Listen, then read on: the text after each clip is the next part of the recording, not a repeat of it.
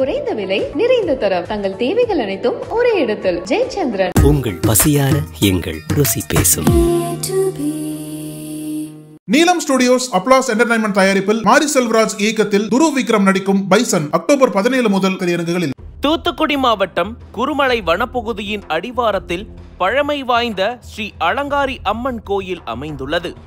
1000 தலைக்கட்டுக்கு மேல் அனைத்து சமூக மக்களும் ஒற்றுமையாக வழிபடும் இந்த கோயிலில் கடந்த சில வாரங்களுக்கு முன்பு கும்பாபிஷேகம் நடைபெற்றது. இங்கு கருப்பசாமி, சுப்பையா ஆகிய 2 பூசாரிகள் உள்ள நிலையில் கடந்த 9ஆம் தேதி இரவு வழக்கம் போல பூஜைகளை முடித்துவிட்டு பூசாரிகள் நடை சாத்திவிட்டு சென்றனர்.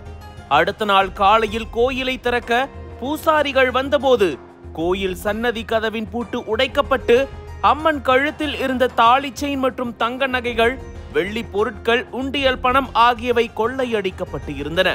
இதே போல அருகாமையில் உள்ள மாடசாமி கோயிலிலும் பூட்டு உடைக்கப்பட்டு தங்க நகைகளும் உண்டியல் பணமும் கொள்ளையடிக்கப்பட்டிருந்தது. இதனால் அதிர்ச்சி அடைந்த பூசாரிகள் கொப்பம்பட்டி காவல் நிலையத்தில் தனித்தனியாக புகார் அளித்தனர்.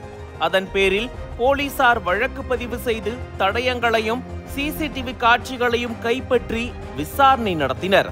அப்போது அந்த சிசிடிவி காட்சியில் மழை காலத்தில் பயன்படுத்தப்படும் பாலித்தீன் ரெயின் கவர் அணிந்து வந்த இளைஞர் ஒருவர் கோயில் வளாகத்தில் புகுந்து அம்மன் சன்னதியில் கொள்ளை சம்பவம் அரங்கேற்றியது தெரிய வந்தது.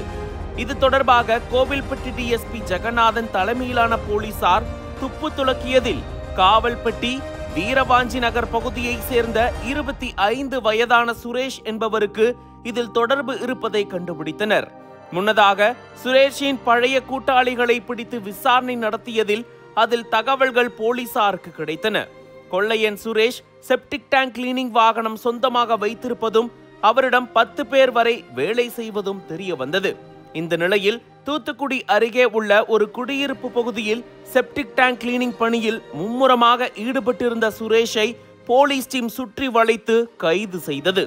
அப்போது அவரிடமிருந்த தங்க தாலி, வெள்ளி பொருட்கள் மற்றும் விலை உயர்ந்த மொபைல் போன்களை போலீசார் கைப்பற்றினர். மேலும் பிடிபட்ட சுரேஷிடம் போலீசார் நடத்திய விசாரணையில் எப்போதெல்லாம் திருடணும்னு தோணுதோ அப்போலாம் கோயில்ல மட்டும் தனி ஆளா புகுந்து திருடுவேன்.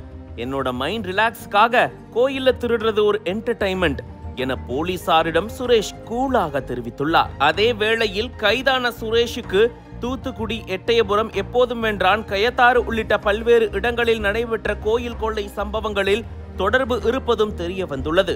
இதையடுத்து கொள்ளையன் சுரேஷை கோவில்பட்டி குற்றவியல் நீதிமன்றத்தில் போலீசார் ஆஜர்படுத்தி சிறையில் அடைத்தனர்.